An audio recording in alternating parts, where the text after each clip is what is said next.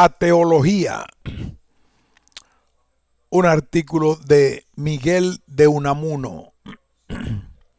Aún a riesgo de cualquier mentecato nos lo tome a sutileza sofística o paradójica, diremos que no es lo mismo no creer que haya Dios que creer que no le hay.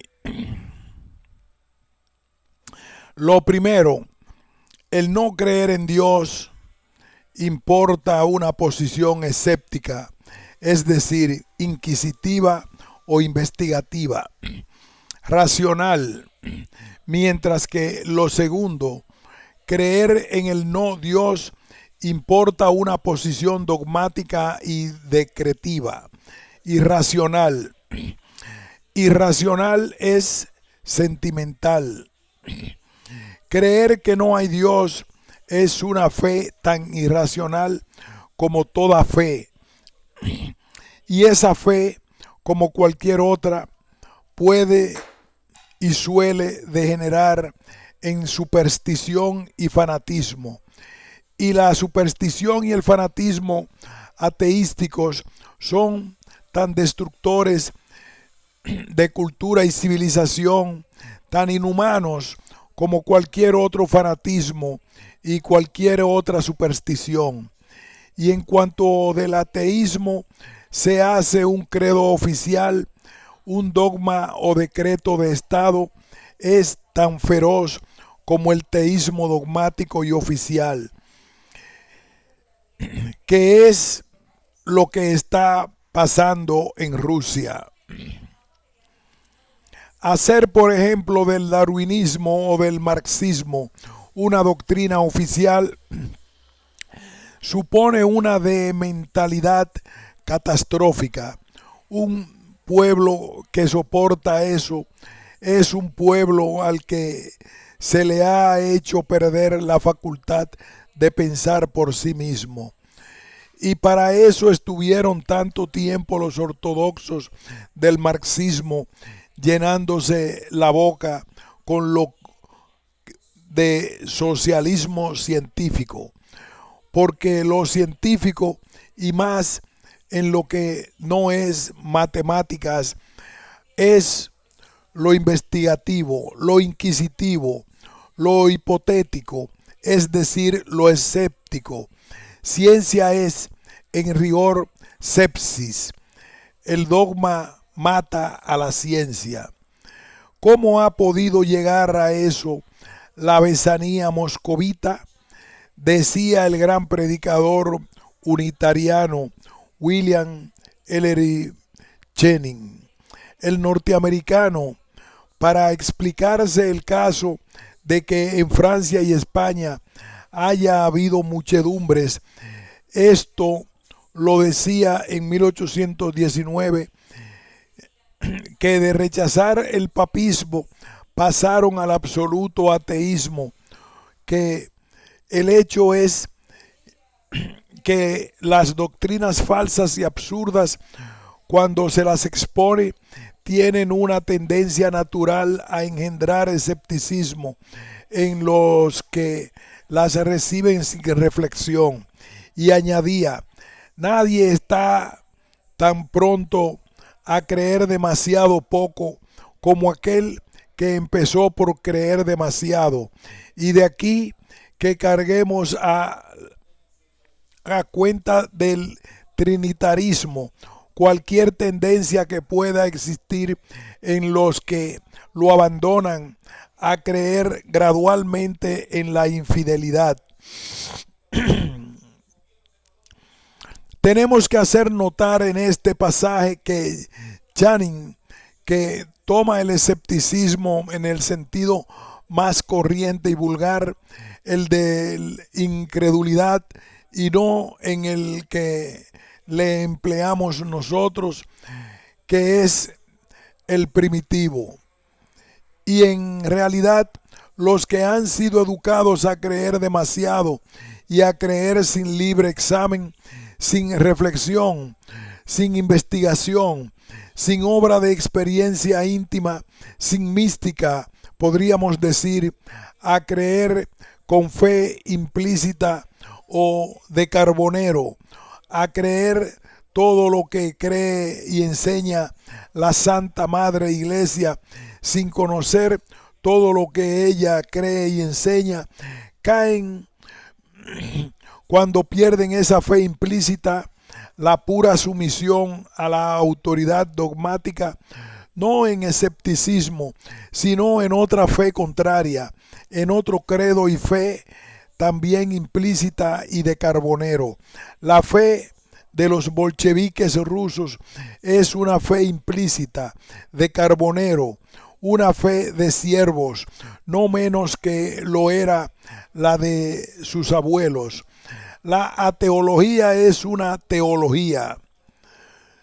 Como a sus abuelos y a sus padres y a ellos mismos se les enseñó la fe religiosa encadenada a intereses políticos y mundanos, como se les enseñó que hay Dios y otra vida de ultratumba en que serán premiados los buenos y castigados los malos en relación con la moral y con la moral fraguada por déspotas, amos y tiranos, como no conocieron la pura religión independiente de moralidades de interés terrenal, esos pobres hombres han llegado a creer que el anhelar otra vida, que el creer en la eternidad de la conciencia, que el sentir la vida con una finalidad trascendente es algo que impide o estorba la realización de la felicidad en este mundo. Mas por debajo de todo eso, vese muy claro un fenómeno de desesperación colectiva. El ateísmo oficial es una invención para defenderse de una teología que ve asomar. La Santa Rusia está buscando su Dios y este Dios será un ídolo. Y he aquí en España, el ídolo de los ateólogos comunistas es la misma Rusia, convertida en entidad mística.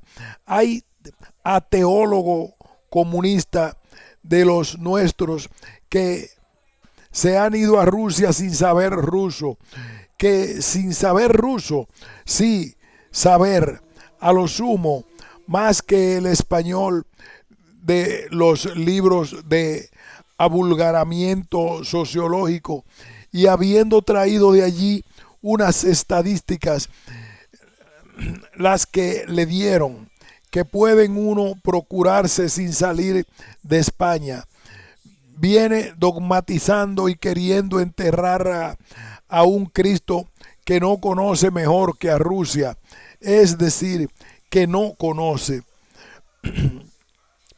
Hay algo que nos causa pavor y es la actitud sociológica, llamémosla así, de esos pobres ateólogos para quienes no parecen existir ni el momento que pasa ni la flor que se aja después de haber perfumado a la brisa. De esos de la novela roja y la música roja y la pintura roja, y no sabemos si el paisaje y el celaje rojos. De esos que al ir a ver un drama, Verbigracia, preguntan si es de tendencia roja. De esos que parecen creer que tratar de consolarle al hombre de haber nacido es hacer traición a la humanidad. Pobre gente. La culpa de esto la tienen los que hicieron de Dios un principio de autoridad y no un fin de libertad. Los que inventaron la policía de ultratumba y que fueron los verdaderos inventores del materialismo histórico, porque el materialismo histórico es invención conservadora. Y así se explica que el pontífice Lenin, el papa ateológico del comunismo ortodoxo y dogmático, haya dicho que la religión es el opio del espíritu. La religión dogmática o decretiva de Dios como principio de autoridad puede ser, pero la religión escéptica e inquisitiva de Dios como fin de libertad, esa ha sido y es y seguirá siendo el mayor estimulante del espíritu.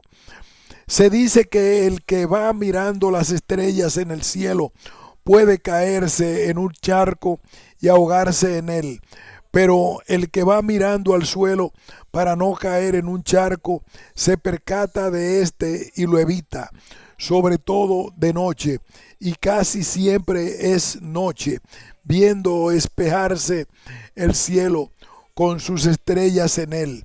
Y para eso hay que haber mirado al cielo y a las estrellas. El fusilamiento de ese obispo católico en Rusia marca la primera victoria en ella del catolicismo y significa a la vez la desesperación del desengaño. Ese pobre obispo ha pagado el fracaso de una fe en un nuevo milenio. Los hijos de esos inquisidores bolcheviques, los inquisidores mismos, ¿acaso canonizarán a ese obispo? Y ahora, desaparecido el zar, su papa, veremos cuántos rusos se convierten a las supersticiones más irreligiosas del catolicismo romano. Miguel de Unamuno. Fin de este ensayo.